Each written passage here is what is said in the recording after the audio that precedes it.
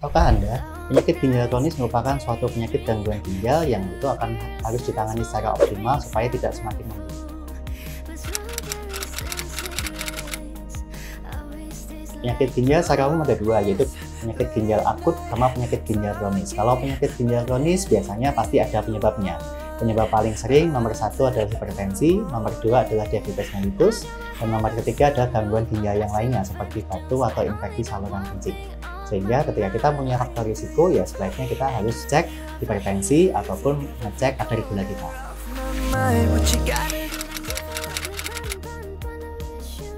Faktor risiko terbesar yang pertama adalah dari hipertensi. Jadi apabila kita punya hipertensi atau kadar darah tinggi kita tinggi, maka sebaiknya kita kendalikan tekanan darah kita. Lalu yang kedua adalah diabetes mellitus. Jadi ketika kita berpotensi atau kadar gula darah kita tinggi, maka sebaiknya harus kita kontrol dari awal. Lalu penyakit-penyakit ginjal yang lain seperti batu saluran kencing, infeksi saluran kencing, atau penyakit seperti itu.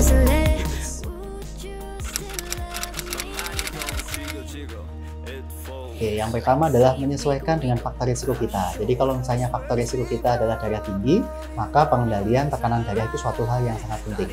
Kalau faktor risiko kita adalah diabetes, maka mengendalikan kadar gula darah itu suatu hal yang penting.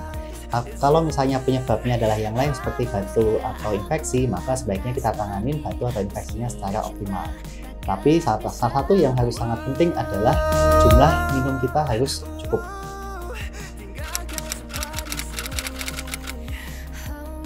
Oke, seandainya misalnya kita punya hipertensi nih, maka sebaiknya kita melakukan namanya diet DAS atau diet rendah garam. Lalu kalau misalnya kita diabetes, maka sebaiknya kita menghindari asupan gula. Jadi asupan yang gula-gula sederhana itu harus kita mulai hindari. Tapi di sini yang mungkin harus sangat hati-hati adalah berapa jumlah konsumsi air putih yang kita minum sehari-hari.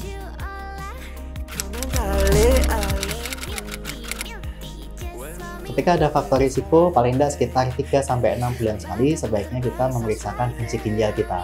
Tapi ketika tidak ada faktor risiko, kita harus melihat usia. Jadi minimal setahun sekali kita harus memeriksakan kadar ginjal kita.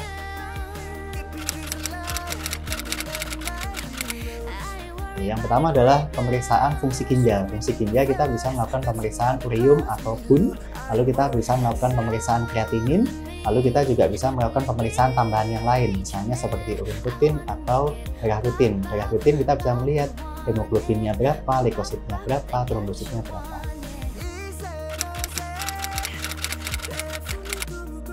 Ketika penyakit ginjal kronis dan tidak tertangani, maka kita bisa melihat dari peningkatan kadar fungsi ginjalnya. Kita melihat dari peningkatan urium dan kreatininnya.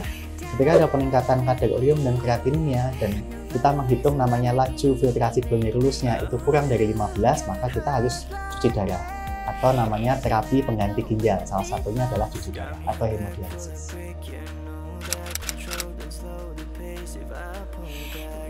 Penyakit ginjal kronis itu merupakan suatu proses penurunan fungsi ginjal. Proses itu adalah suatu perjalanan waktu.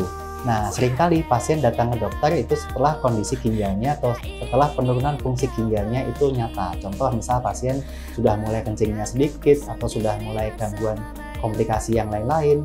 Nah, lalu pasien datang ke rumah sakit atau berkonsultasi. Padahal kondisi seperti itu sebenarnya kondisi yang sebenarnya sudah terlambat.